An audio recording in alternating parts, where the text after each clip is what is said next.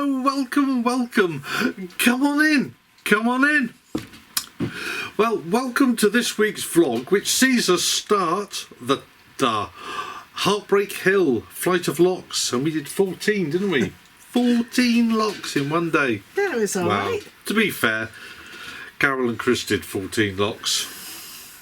I did help a little bit. But we're going up the Heartbreak Hill, and we enjoyed that cruise very much. I've already previously done it coming down on my own. It was a lot easier going up and having the help of this lovely lady beside me. So I think we better go and watch that, and we'll tell you more news at the end. All right. So let's get going.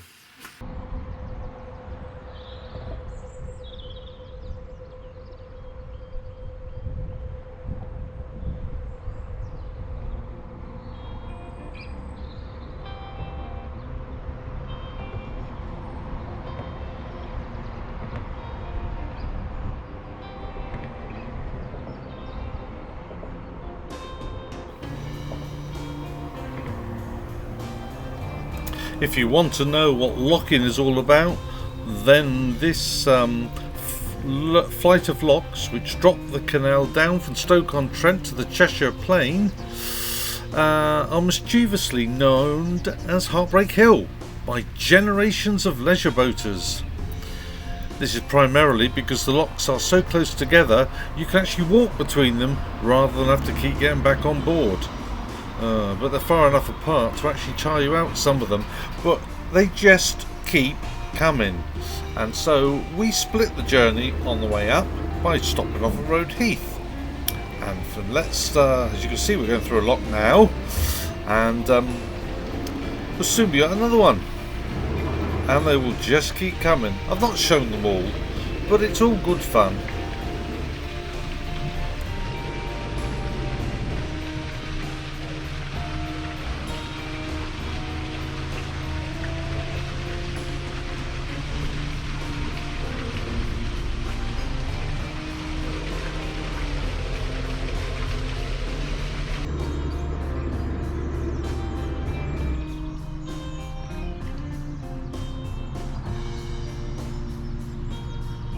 There are some beautiful lock cottages on this stretch, as indeed there are on many of the canals.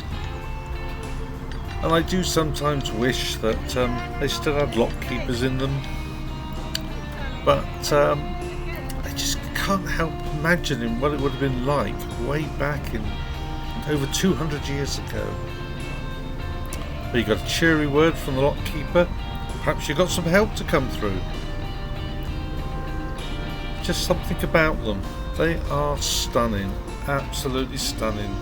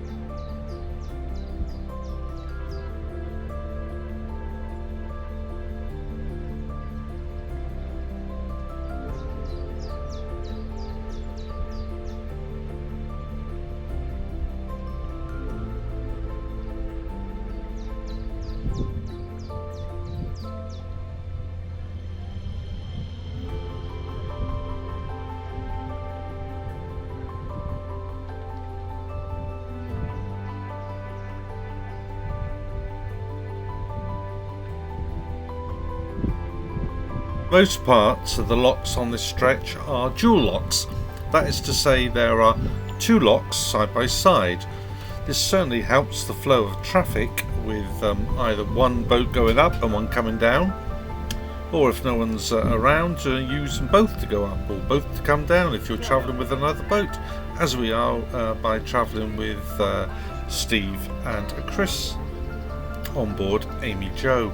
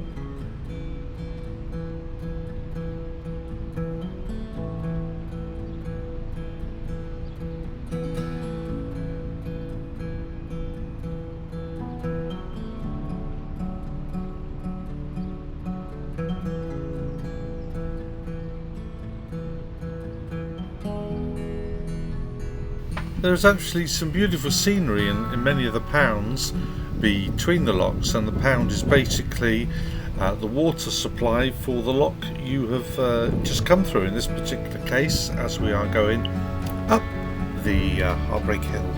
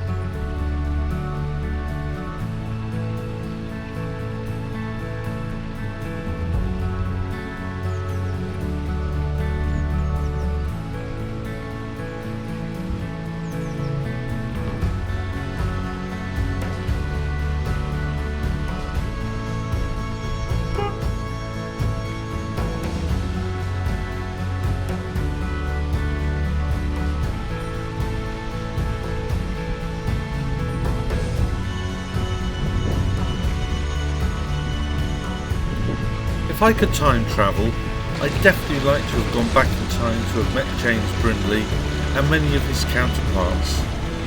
What was the driving force behind them? How did they think up these fantastic solutions? And what actually brought them into building canals? We don't really do anything like this today, in today's age. We just don't have all the will or the capacity to do it. And even when we do, we run into problems, so many problems, and I cannot believe that in years gone by they didn't have similar problems.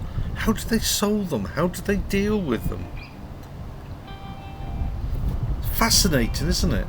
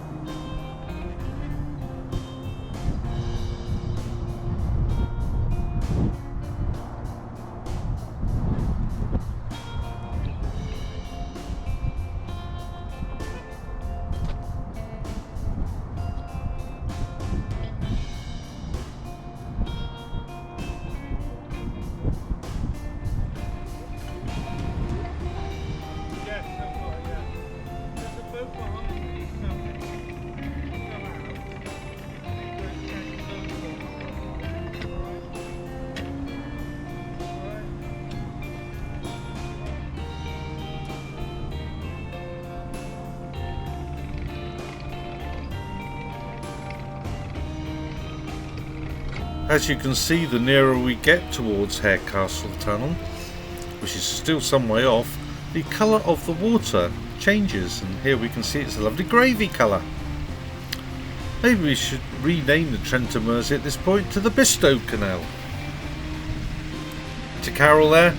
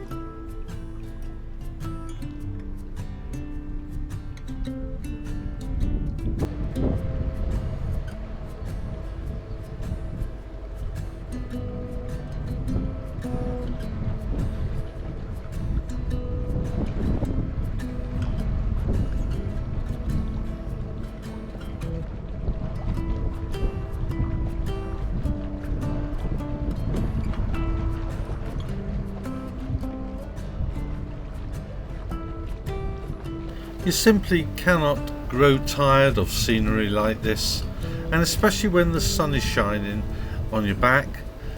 It's such a pleasant way to spend your days, to cruise along, to live. No wonder so many people these days are taken to the water.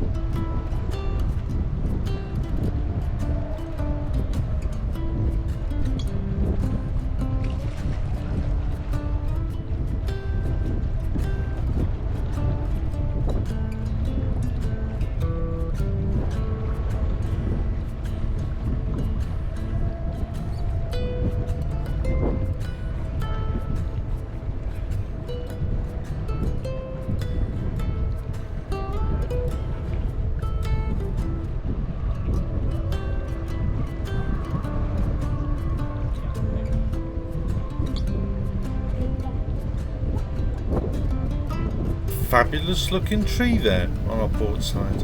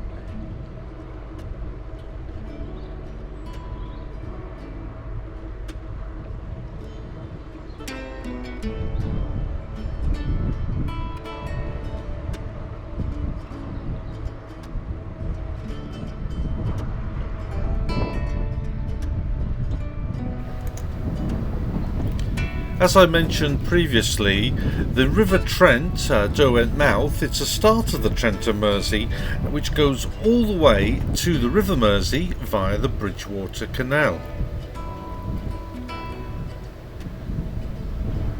It was surveyed by James Brindley before the Bridgewater Canal was built, and was one of the first canals to be built and one of the early long canals. It was first conceived by Lord Gower, who was the brother-in-law of Francis Egerton, 3rd Duke of Bridgewater, and the owner of the Bridgewater Canal. And it opened in 1777, just 6 years after the Bridgewater Canal.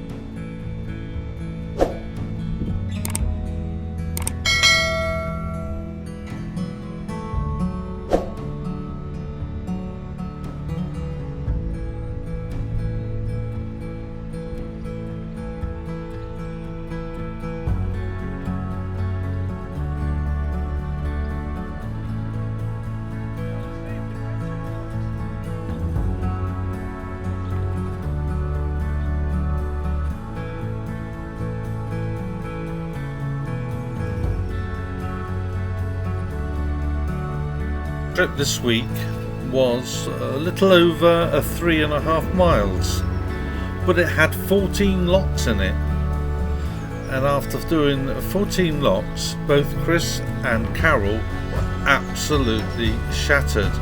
Obviously Steve and I tried to help where we can, but it's also tiring for us as well, holding boats in locks. But we eventually arrive at Rode Heath for a well-earned rest, and if the truth be known, a lovely glass of wine. Red wine, of course.